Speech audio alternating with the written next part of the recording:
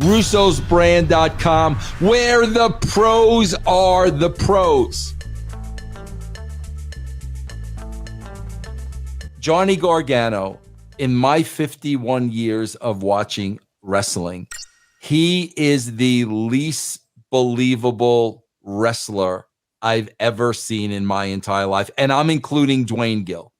Because that's the only, I can't even think of anybody else that I would look at and say, oh, that guy's no way that guy's a professional wrestler.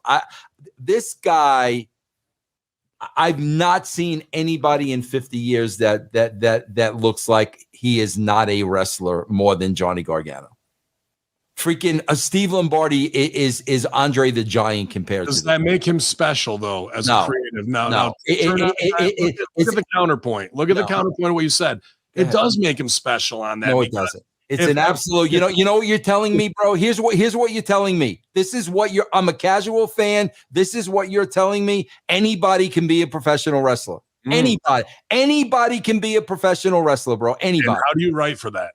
The brilliant mind of you. I don't because he wouldn't be on my show. He wouldn't be on my show because to me, that's an insult to the business that anybody can be a professional wrestler. Isn't what you're saying right now a great promo for someone in ring to call out Gargano, say that shit, make that believable, beat the fuck out of him time and time and time again until retribution has to come around. And when that person's at their highest point, it's Johnny Gargano that turns the key to fuck them over based on the bullying and abuse. That's fine, and not, but that's how he's being presented. I agree. He's a top guy. He's a top guy in Hunter's mind. He's a top I agree. The presentation isn't what it should be, but we go to a war with the army we got, not the army we want. And when I got a general like you who can say those things and you're having an emotional response to what he is not, okay, how do we bottle that, make it important,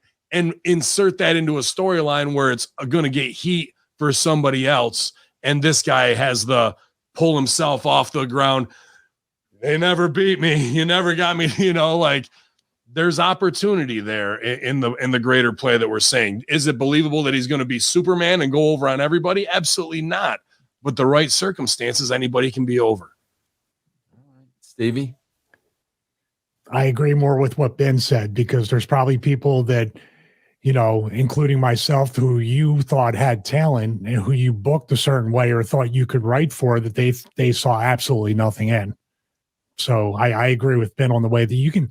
I think it's more of a challenge for you as a writer and creating a spot for somebody like that where you can move merchandise and get ratings on that. I think you would really like the challenge of that. I see him as being kind of not the size wise, but he reminds me a little bit of Captain America. Like Ben just said, I can do this all day, getting beat up and keeps coming back. You can't have 5 of him on the show, but he can be a Spike Dudley. But he's not going to be. Well, that's because you buried him.